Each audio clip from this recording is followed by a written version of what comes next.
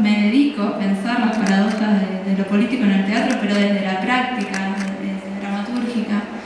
Soy escritora, escribo narrativa también, pero lo que más hice fue escribir literatura dramática. Bueno, decía esto, que hace algún tiempo me interesa mucho las paradojas que se dan en lo que llamamos teatro político.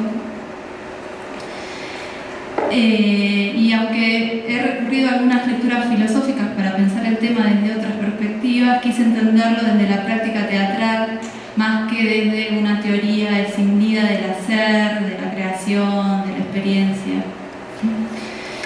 Bien, y hoy me convocan acá para hablar con ustedes de estas paradojas que vengo pensando, pero resulta que hoy mismo, y estos meses, el escenario social, político, económico de mi país cambió bastante en estos últimos 2 años y medio y especialmente en estos últimos meses.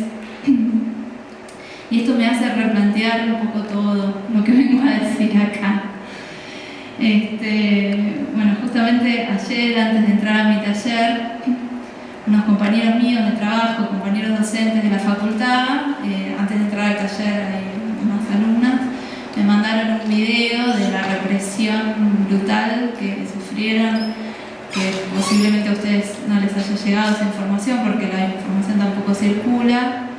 Una represión a docentes, a manifestantes, compañeros míos de trabajo, en el centro de Buenos Aires, en Congreso. Represión con palazos de goma tirados a quemarropa, digamos. Esa es la situación social, política hoy en mi país, que se conoce poco porque los medios más grandes de comunicación no lo informan.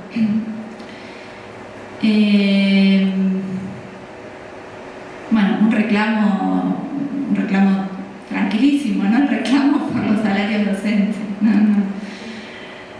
por el recorte terrible que está teniendo la salud pública, la educación, la cultura. Bueno, ese es el nuevo escenario social donde estamos parados en este momento. Entonces yo notaba esto y pensaba, bueno, es un momento que todavía no entiendo, no entendemos del todo.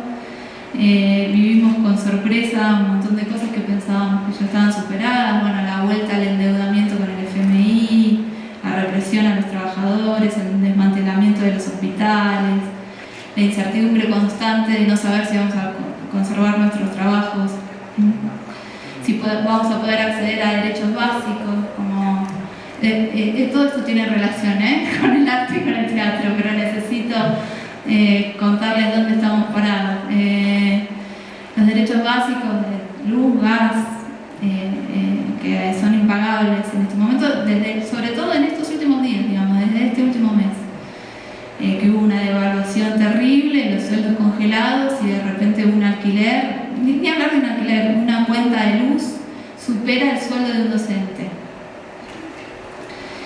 Entonces decía, bueno, cosas que creíamos que estaban superadas y que vuelven y que tenebrosamente no son parte ahora de una dictadura, sino que llegan por el voto popular.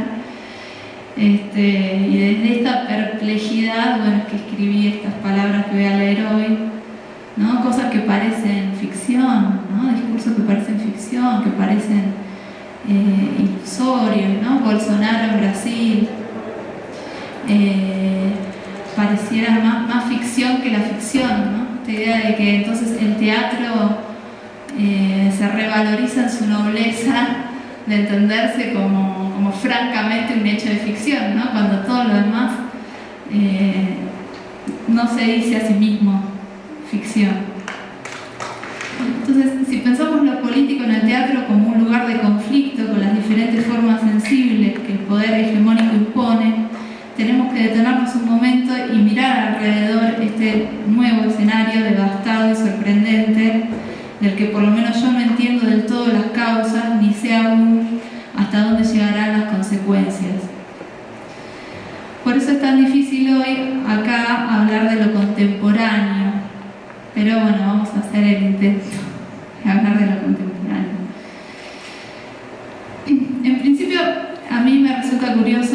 siempre que la concepción que limita lo político en el teatro al tema de la obra o a la acción militante partidaria no haya sido del todo superada, ¿no? Sobre todo por la crítica, ¿no? Uno lee crítica de teatro, siempre se vincula el teatro político, o un gran sector de la crítica lo vincula, y de la práctica teatral también, a la presunción de que una obra es política cuando su tema está relacionado explícitamente al ámbito de la política, ¿no? Es decir, a lo que comúnmente llamamos la política. Sin embargo, el teatro independiente porteño, producido en las últimas 3 décadas de democracia, ha invitado a cuestionarnos una y mil veces el sentido restringido que se ha dado y aún se le suele dar al término teatro político. El teatro independiente al que asistimos en Buenos Aires es un teatro que difícilmente se preocupe por el tema como elemento primordial y que tampoco alberga la ilusión de servir como un arma para la transformación social. Pero es un teatro que se arraigó en la experimentación y la búsqueda estética, y posiblemente sea en esa búsqueda que pueda hallar su sentido político. Para pensar en esto me resultó a mí en principio interesante la lectura del filósofo francés Jacques Rancière, ya que abre la posibilidad de establecer nuevas relaciones entre arte y política.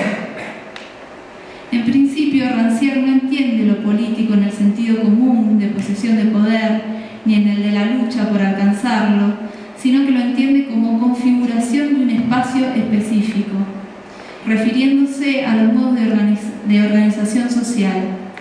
Solo aquellas prácticas que producen un extrañamiento con nuestros modos de organizar el espacio y habitar el tiempo e implican algún modo de organización son políticas.